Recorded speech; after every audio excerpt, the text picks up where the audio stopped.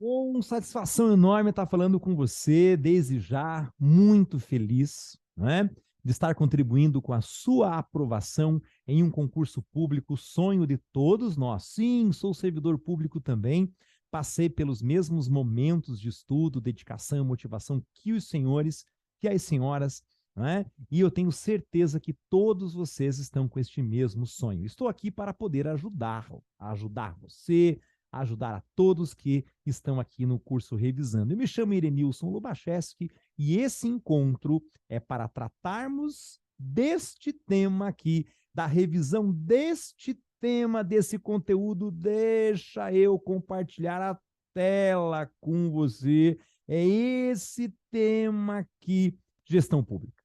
Uma das minhas paixões, um dos ramos em que atuei por muito tempo, seja na seara municipal, município em que moro, seja na seara estadual, a qual hoje sou lotado, sou concursado, gestão pública. E é claro, nós temos pouco tempo, nós temos aí 3 encontros de meia hora para tratar desse tema, então preste muita atenção, grife o que você puder, o material está aí à sua inteira disposição. Claro, existem algumas coisas além que você precisa correr atrás, mas vamos lá, vamos tratar de gestão pública para a gente poder começar. E nós estamos respeitando o edital. O edital, normalmente, quando trata de gestão pública, ele pede noções de organização, diferenciando a organização pública da privada, noções de gestão de pessoas na administração pública, tá? Que é diferente de gestão lá nas empresas privadas, e noções de administração pública, como é que ela funciona. Então, nós vamos separar as nossas 3 aulas, nós temos aí em torno de 1h30 de aula, um pouquinho mais, em que eu separarei em 3 blocos. Na aula 1, noções de organização, na aula 2, noção de gestão pública e na 3, de administração pública, em torno de 30, 35 minutos cada uma delas. É uma super revisão, beleza? É o que você mais vai precisar para fazer a sua prova e para a sua aprovação. Primeiro, no encontro de hoje, na aula número 1 de 3, noções de organização, como é que elas funcionam. Primeiramente, a estrutura organizacional constitui a forma pela qual atividades organizacionais são estabelecidas, divididas e, é claro, como o próprio nome já diz, organizadas.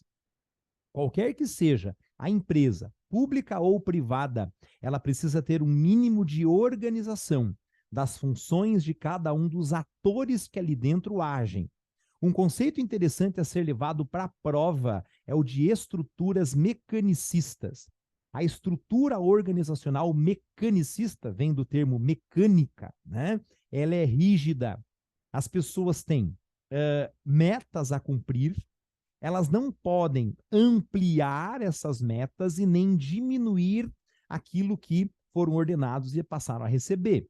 Existem também as estruturas orgânicas, elas são mais flexíveis, ocorre muito nessas organizações como o Microsoft, como o próprio Google, como o próprio Twitter, até tempos atrás, né, em que as pessoas poderiam trabalhar com maior flexibilidade de horários, de metas, de objetivos a cumprir, podem ajudar o companheiro que não alcançou a sua meta, diferente da estrutura mecanicista, ela não tem essa flexibilidade. A orgânica, ela é mais flexível.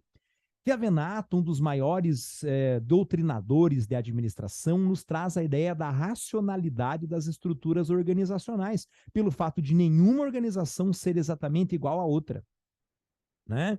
Eu posso ter 2 indústrias que fabriquem os mesmos produtos, a mesma quantidade. Eu posso ter, por exemplo, um setor público em que os escritórios, de repente, tenham as mesmas atribuições, mas nenhuma é igual à outra, porque elas buscarão estabelecer e organizar a sua estrutura de acordo com as especificidades que ocorrem na prática, não é?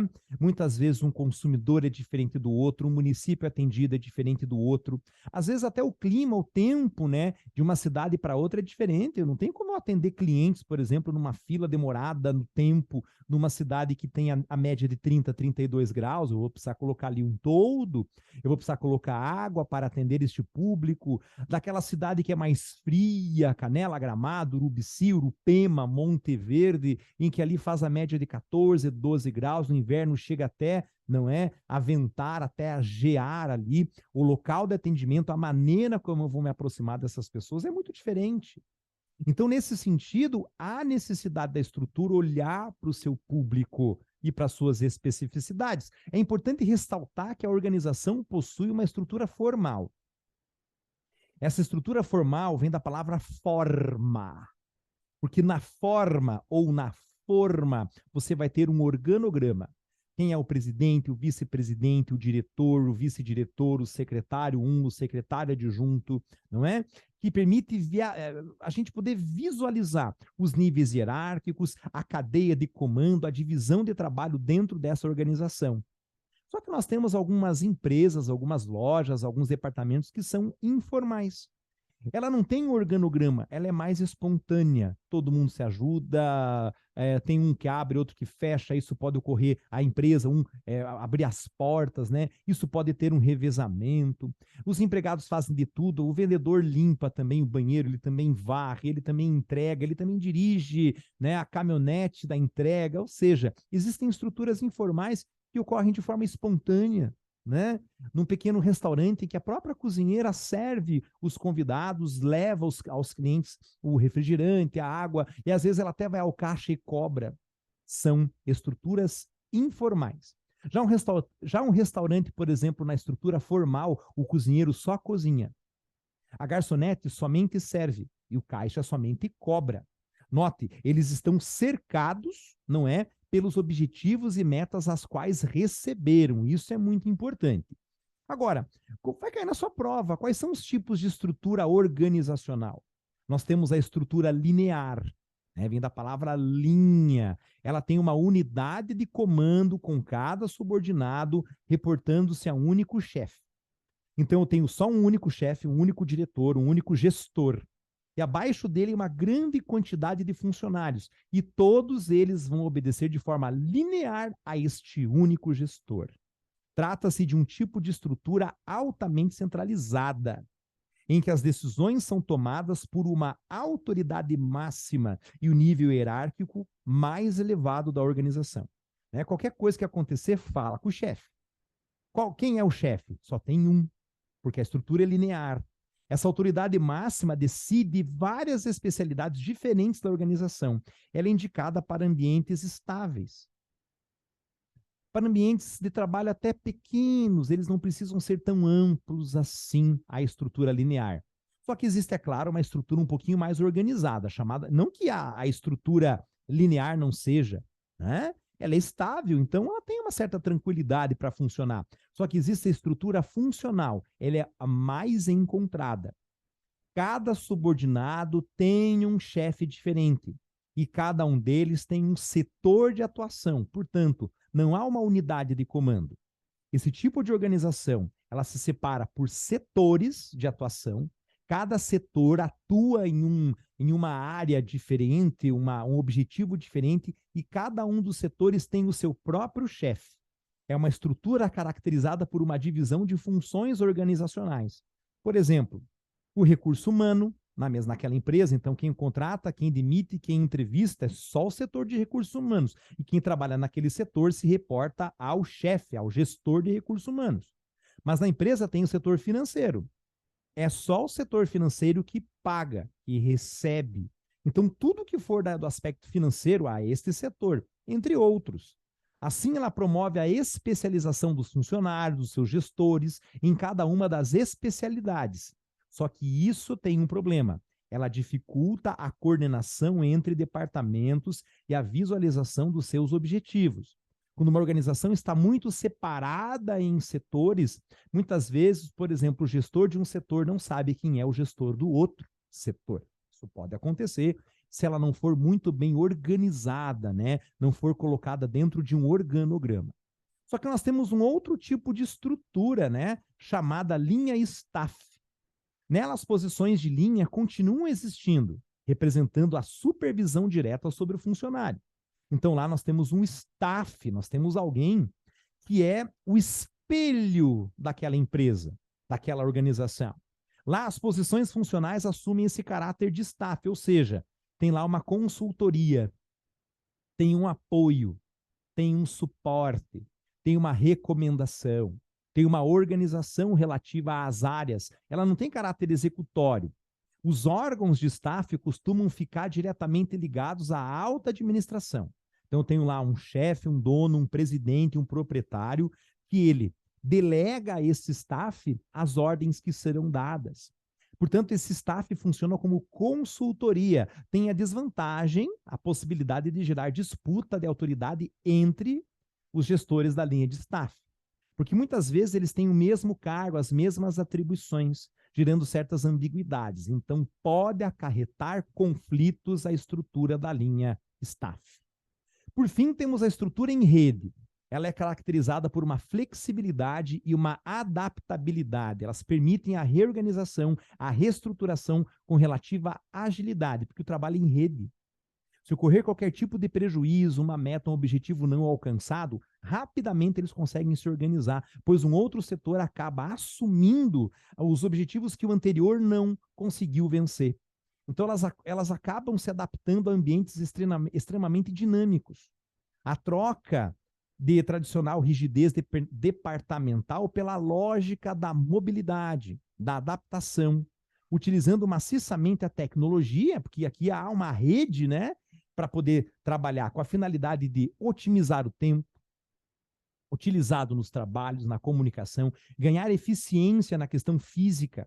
Normalmente são aquelas grandes ilhas de trabalho que as empresas têm, porque se de repente aqui está o funcionário que não venceu a sua meta, ele pode pedir para que o outro o ajude, né? Então é bem vantajosa a estrutura em rede.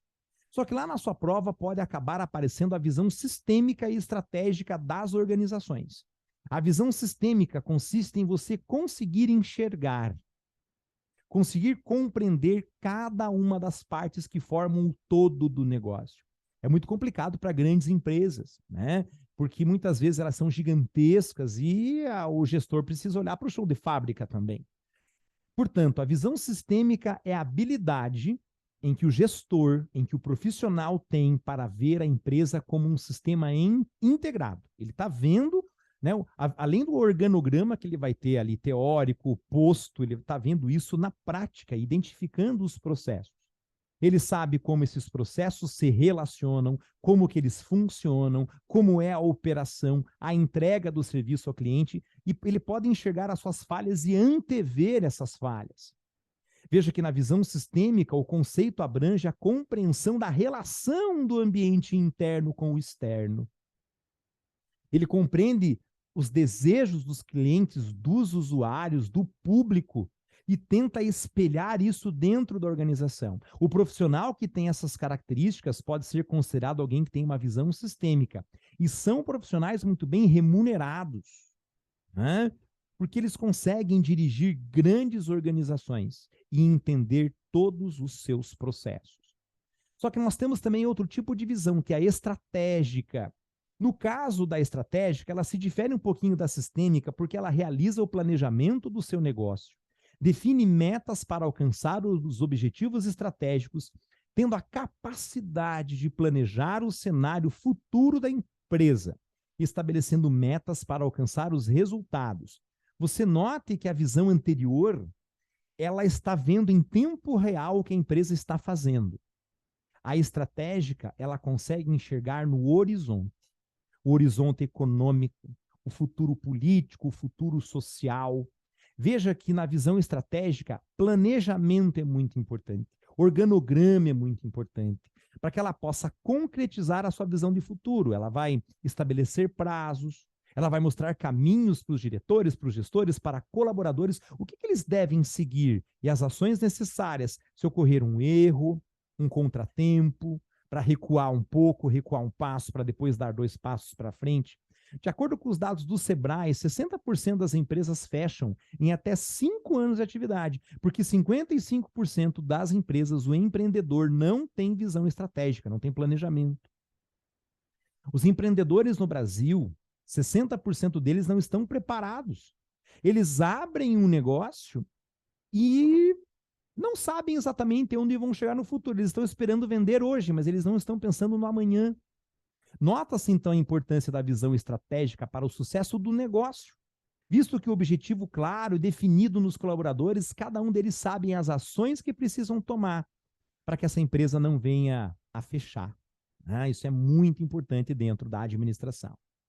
Portanto, na sua prova vai cair assim, ó, como é que se desenvolve uma visão estratégica empresarial na administração? Primeiro, segurança sobre o que se deseja alcançar. Precisa ter fé.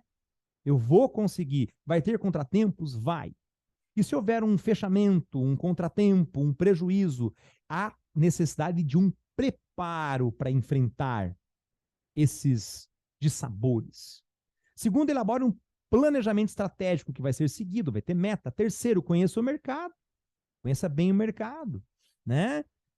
Vender sorvetes em locais quentes, vender quentão em locais frios, né? Ou seja, abrir um restaurante onde haja pessoas trabalhando, que terão fome, que terão intervalo de almoço. Então, há necessidade de conhecer o mercado, buscar a capacitação constante sua e de seus funcionários, compartilhar experiências, mudar o olhar, contar com sua equipe, simplificar os processos, entender que o seu trabalhador está do teu lado. E se ele não tiver, fazer com que ele esteja do seu lado. Não é sair por aí demitindo.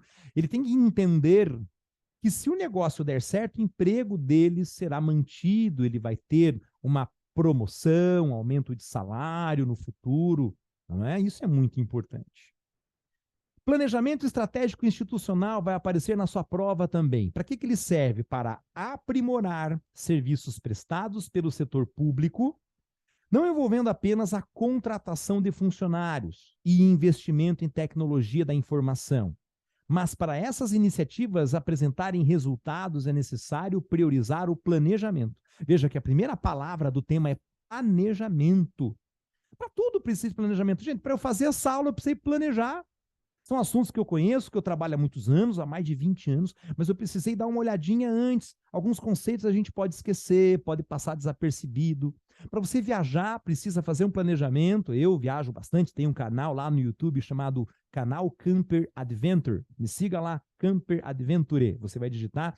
E para fazer aquelas viagens, sendo curtas de um dia, 2, ou de 15, 30 dias, há necessidade de um planejamento. Põe tudo no Excel, por onde vai passar, a quilometragem, as cidades que serão visitadas, os pontos que serão visitados. Imagine para abrir uma empresa. Planejamento é fundamental. Na gestão pública também. Por que muitas empresas públicas, fundações, não funcionam corretamente? Porque não tem planejamento. O planejamento estratégico consiste na elaboração de uma série de ações que devem ser realizadas na empresa ou até mesmo ao serviço público. O serviço público deixa de ser eficiente, atende lentamente os seus usuários, aos seus cidadãos, se não houver planejamento. O setor público também necessita de planejamento. Para criá-lo, é necessário fazer um diagnóstico da conjuntura atual. Isso pode ser feito através de uma matriz chamada SWOT. A matriz SWOT é a melhor matriz que nós temos para estudarmos e julgarmos o terreno em que estamos pisando. Ela se chama SWOT, pois cada uma das suas letras indica exatamente o seu significado. O S de Strengths, o W de Weakness, o O de Opportunities e o T de Threats. Strengths são forças. Como é que está o ambiente externo, as forças que lá estão? Trabalhando, agindo. Weakness significa fraquezas. Quais são as deficiências dos serviços desta organização? Opportunities são oportunidades. Como é que o ambiente externo está? As pessoas estão esperando aquele dinheiro, elas têm dinheiro para comprar, elas estão esperando aquele serviço, aquele produto. E threats, que são as ameaças. Fatores externos que podem ocorrer, mudança de governo, o surgimento de uma nova concorrência, até mesmo internacional, que possa trazer um produto muito mais barato do que o seu. Então, tudo isso é um diagnóstico da conjuntura que precisa ser estudado, precisa ser ampliado, tá certo? Por que o planejamento é importante? A gente está falando de planejamento desde o primeiro minuto dessa nossa aula. O setor público precisa de planejamento, senão os usuários do sistema vão reclamar. Iniciativa privada também, eles precisam dar respostas sobre as ações realizadas. Outra questão do planejamento é a transparência, já que o cidadão valoriza muito a transparência, inclusive de empresas privadas que de repente venham a falir, deixem de servir, de vender um produto. A transparência é muito importante no mundo corporativo. O planejamento da gestão pública, que é o nosso tema do seu edital, possibilita que o gerenciamento das ações seja feito de acordo com demandas da população. O que a população está esperando, né? Veja que a população hoje em dia visita cada vez menos bibliotecas. As pessoas já não estão mais habituadas a lerem livros. Por isso as bibliotecas hoje, nós vamos fechar as bibliotecas públicas? É claro que não. Elas precisam servir a população de uma forma diferente. A biblioteca, ela pode se tornar virtual. As bibliotecas físicas podem ter um bom serviço de Wi-Fi, de pesquisa, né? Para alunos irem lá, terem laboratórios de informática ao lado dos livros, se necessário for. Então você tem que olhar para fora. Outro exemplo, o hospital público é construído no município do interior. Nesse caso, o local deve conter leitos para atender aquele público, profissionais da saúde para atender aquele público, medicamento, aparelhos, pessoas especializadas naquelas doenças, aquelas endemias, que são doenças que só ocorrem ali. Não construir um hospital no meio do nada, do interior, por construir, para se transformar num esqueleto, num elefante branco. E a gestão pública? Qual é o maior problema dela para planejar? O planejamento tem papel importante para o órgão público, só que existem obstáculos, tá certo? Um deles, a não existência de projetos de longo prazo. Nos setores públicos, nós temos visto organogramas e planejamentos de 4 anos, que é a duração de um chefe do Poder Executivo após eleito. Se ele tiver sorte de ser reeleito, aí ele vai prolongar esse planejamento para mais 4 anos, uma duração total de 8. Aí quando ele perde, quando ele é derrotado, né, em uma das eleições, o que acontece? O novo gestor joga fora o planejamento do anterior, o organograma do anterior, e não é dado continuidade a esse planejamento. No setor público, isso é um dos maiores problemas que nós vivenciamos. O novo gestor não dar continuidade aos projetos sociais do anterior por questões de política, por questões de oposição, né? Esse é o grande problema. Daí as iniciativas têm foco em tarefas naquele tempo de duração de governo, para serem percebidos mais rapidamente, para serem melhor visualizados pelas pessoas, como, por exemplo, obras de saneamento básico, que são pouco realizadas no Brasil, porque ficam enterradas, elas estão embaixo da terra, do asfalto, das ruas, e poucos políticos fazem porque não dá para ver, não dá para enxergar. Eles preferem fazer um coreto, uma praça, um hospital, do que o saneamento básico. O saneamento básico poderia evitar, a médio prazo, a abertura de um hospital. Portanto, governança pública é outro conceito que vai aparecer na sua prova. Enquanto governança é uma função direcionada, pública significa que ela é realizadora para a coletividade. Governança é responsável por estabelecer a direção a ser tomada, porque é governança, com fundamento em evidências, levando em conta interesses da sociedade que podem ser observados através de pesquisa, nesse caso o uso do IBGE é muito importante. Leva em conta os interesses da sociedade, das partes interessadas. Gestão é a função responsável por planejar a governança de forma adequada para implementar as diretrizes, aquilo que o povo está esperando com o dinheiro, com a verba que o setor público tem. E tudo isso é controlado como? Através de indicadores, de riscos, sobretudo. E aqui nós temos um esquema que explica muito bem isso. A governança, ela avalia, ela monitora o que está ocorrendo naquela sociedade, ela nota se ela tem dinheiro, ela tem verba para fazer isso, se ela tem verba para poder implementar o seu projeto, aí ela vai dirigir através de estratégias. Nós vamos fazer isso. Naquela comunidade precisa de um hospital, de uma ponte, de uma rua, de um viaduto, beleza. Aí nós vamos ter que planejar, executar, controlar esta obra e estes investimentos, para que ela atinja a eficácia e a eficiência.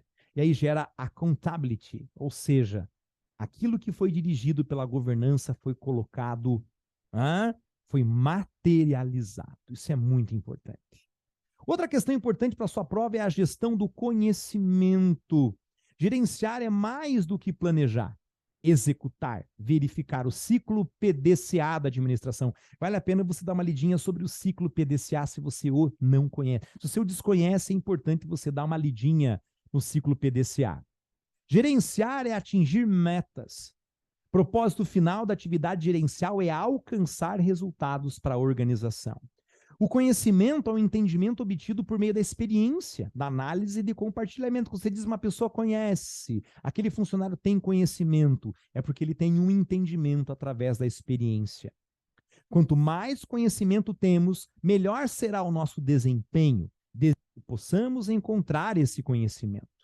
Quanto mais nós aprendemos com o desempenho das atividades, dos processos, mais conhecimento teremos. Isso possibilita um reforço positivo permanente. Correr atrás, ler e estudar. Ter experiência gera conhecimento, né? É um ciclo de melhoria contínua, porque esse conhecimento leva a novas ações de pesquisa, aprofundamento, experiência, mais conhecimento. E nós vamos aumentando esse conhecimento. E aí, é claro, a gente melhora o nosso desempenho, o desempenho das empresas. E no nosso caso profissional, né? Nós seremos profissionais requisitados, teremos valor, iremos receber aquilo que sonhamos. Assim, a gestão do conhecimento na administração pública é definida como um método integrado de criar. Conhecimento é compartilhar, aplicar para aumentar a eficiência. A administração pública com conhecimento é melhorar a qualidade e a efetividade social. É contribuir para a legalidade, olha só a questão ética da legalidade, impessoalidade, moralidade, publicidade, sem esquecer, é claro, o professor Batista não colocou, mas a eficiência, que está lá no artigo 37 da Constituição. Mais uma tarefa para você. Dá uma lidinha no 37. O LIMPE, L-I-M-P-E, legalidade, impessoalidade, moralidade, publicidade, eficiência, extremamente necessário para um administrador público. E aí vamos falar sobre administração pública também. O que é administração pública se cair na sua prova? Conjunto de entidades que compõem o Estado, voltadas para a prestação de serviço público, atendimento das necessidades do cidadão, é constituída pela administração direta e indireta. Importante você ler um pouquinho sobre isso também. Terceira tarefa de hoje, a diferença entre administração pública direta e indireta. Vai lá. Formada por autarquias, fundações, empresas públicas, sociedade de economia mista e organizações sociais. É subdividida em poderes executivo, legislativo e judiciário nas esferas federal, estadual e municipal. Isso é administração pública. Essa GES Pública de 2007 traz para nós o menor conceito, mais resumido e mais abrangente de administração pública. Ele é maravilhoso. Muito bem. Ainda sobre a GC, um método eficaz para melhorar o desempenho nas organizações públicas, ela serve, dentre outras coisas, inovar processos, produtos e serviços, melhorar a qualidade dos serviços públicos, promover a aprendizagem individual e organizacional, aumentar a capacidade de realização do indivíduo, da equipe, das instituições públicas, da sociedade. Também temos nesse sistema reter o reconhecimento, preservar a memória organizacional, criar um ambiente organizacional propício à colaboração e à produção coletiva do conhecimento, aumentar o conhecimento do trabalhador do conhecimento, tendo servidores e gestores públicos com conhecimento, com experiência. Isso é de fundamental importância. De fundamental importância. Muito bem, senhores. Daqui a pouco a gente vai entrar em noção de gestão de pessoas na administração pública. Ela vai fazer parte da nossa segunda aula, do nosso segundo encontro sobre gestão pública, do encontro número 2, né? e nós conseguimos dar conta do nosso primeiro passo. Que coisa boa, estamos viajando aí por todo o seu edital de gestão pública. Para mim foi uma grande alegria e oportunidade estar aqui. Vamos dar um pequeno intervalo. Já já a gente volta com a continuação desse nosso tema. Até já.